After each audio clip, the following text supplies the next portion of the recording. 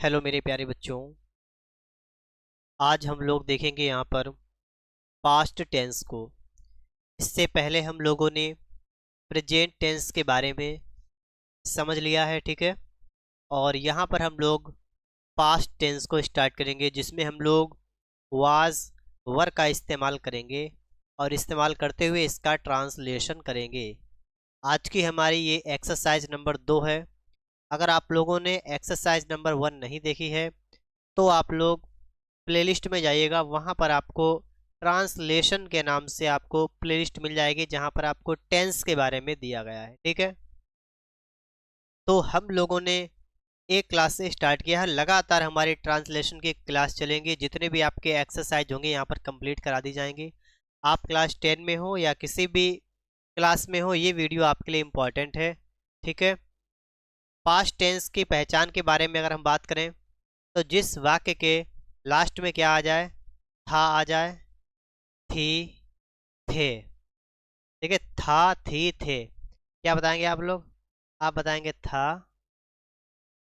थी, थे। जिस भी वाक्य के अंत में था, थी, थे हो, वो आपका पास्ट में होगा। अभी हम लोग पास्ट के जितने भी पार्ट होते हैं ना, indefinite, continuous, perfect, perfect continuous, अभी हम लोग उसके बारे में डिस्कस नहीं करेंगे, ठीक है।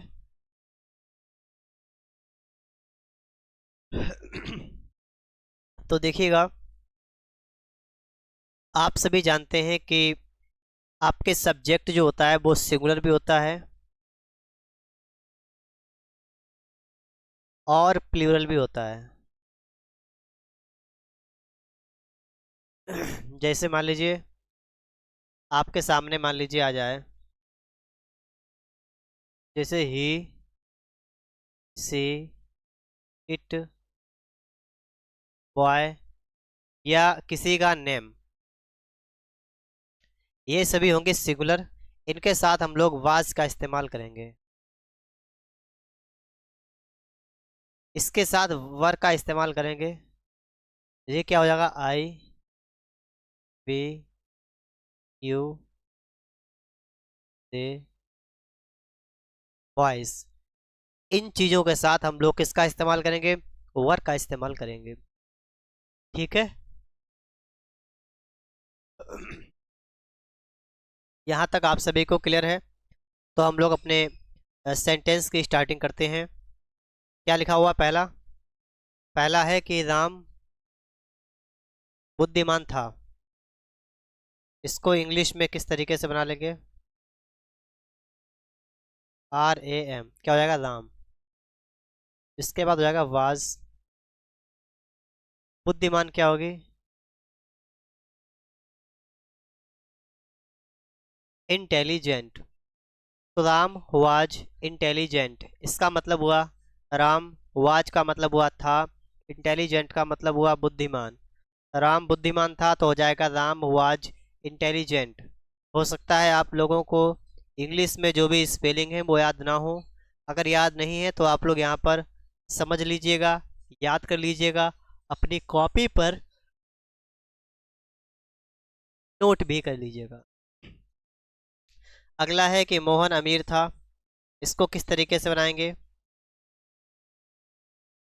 इसको लिखेंगे मोहन, मोहन के साथ थाती थे तो मोहन एक वचन करता है, एक वचन के साथ वाज का इस्तेमाल करेंगे तो मोहन वाज अमीर की क्या हो जाएगी? Rich. Mohan was rich, Mohan अमीर था। गरीब की बात की जाए तो आप बताएंगे पुअर। जैसे अगले वाक्य में लिखा हुआ है कि शीला गरीब थी, इसको लिखेंगे शीला एक वचनकर्ता के साथ वाज का इस्तेमाल करते हैं तो वाज लगाएंगे यहाँ पर, तो हो जाएगा वाज। गरीब को इंग्लिश में क्या कहते हैं? पुअर,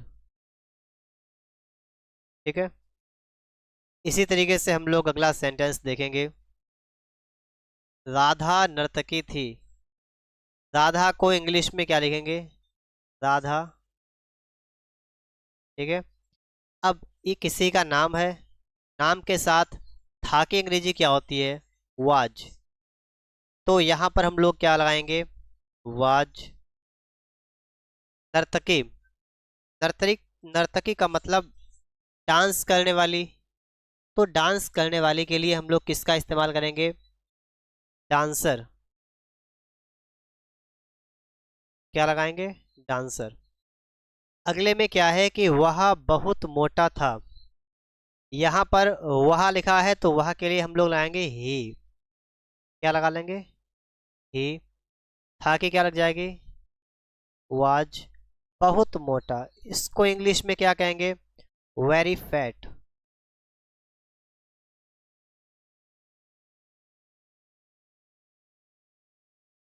तो हो जाएगा ही वाज वेरी फैट। वह बहुत मोटा था। अगले में क्या है कि वह मेरा दोस्त था। ये भी उस तरीके का है कि वह की इंग्लिश क्या होगी? तो हो जाएगी ही। था की क्या होगी? वाज। ही वाज मेरा दोस्त। इसको इंग्लिश में कहेंगे my friend. My friend. He was my friend. आगे क्या है? सोहन मेरा शत्रु था। सोहन की क्या लिखेंगे? सोहन। वास का मतलब था। मेरा शत्रु, इसको कहेंगे my enemy. Sohan was my enemy. Sohan मेरा दुश्मन था, यानी कि शत्रु था। वह बहुत प्यासा था। ही वाज माने वह था बहुत प्यासा। बहुत की होती है वेरी। क्या होती है? वेरी। हो जाएगा वेरी। प्यासा क्या होता है? थर्स्टी।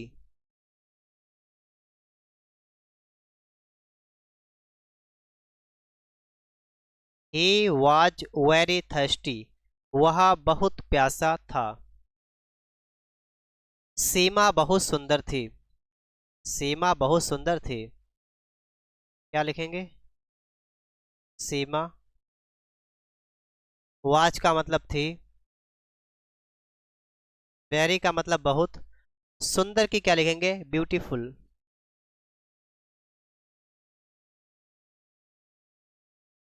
BEAUTIFUL। ब्यूटीफुल का मतलब होता है सुंदर। किसी भी लड़की की बात की जाए, सुंदरता की बात की जाए तो ब्यूटीफुल। लड़के की बात की जाए तो क्या होती है? हैंडसम। क्या होती है? जब लड़का सुंदर हो, ठीक है,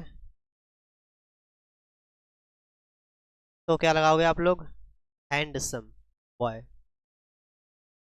वह बहुत गुस्सा था। वह की इंग्लिश क्या होगी? ही। क्या होगी? He was. बहुत गुस्सा है ना? Very angry.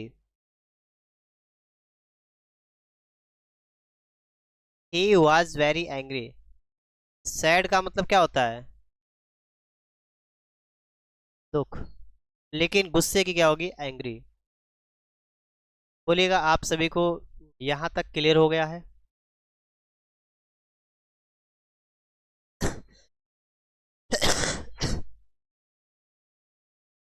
अगला सेंटेंस आप सभी के सामने आ चुका है।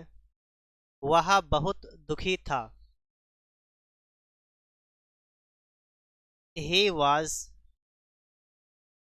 Very sad. अभी मैंने आपको कुछ देर पहले बताया। He was very sad. Sad का मतलब होता है दुख या दुखी। ही वॉज वेरी सैड, वह बहुत दुखी था। वह कमजोर था।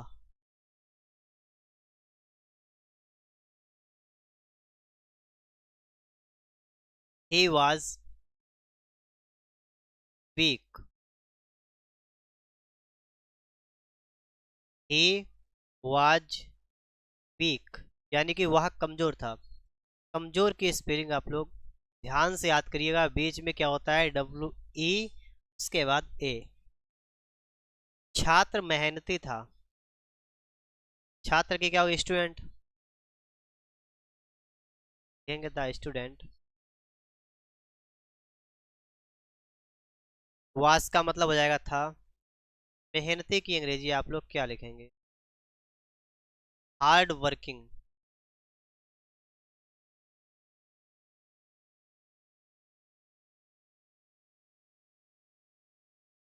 The student was hard working, इसका मतलब होता है मेहनती। मेरा मित्र बीमार था, मेरा मित्र की क्या हो जाएगी?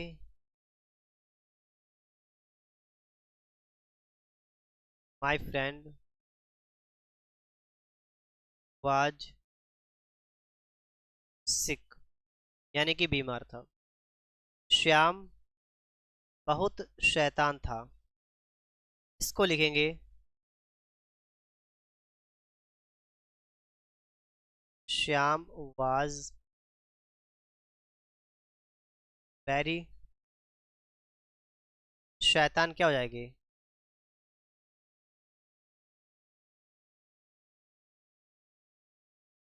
नॉटी, नॉटी का मतलब होता है शैतान।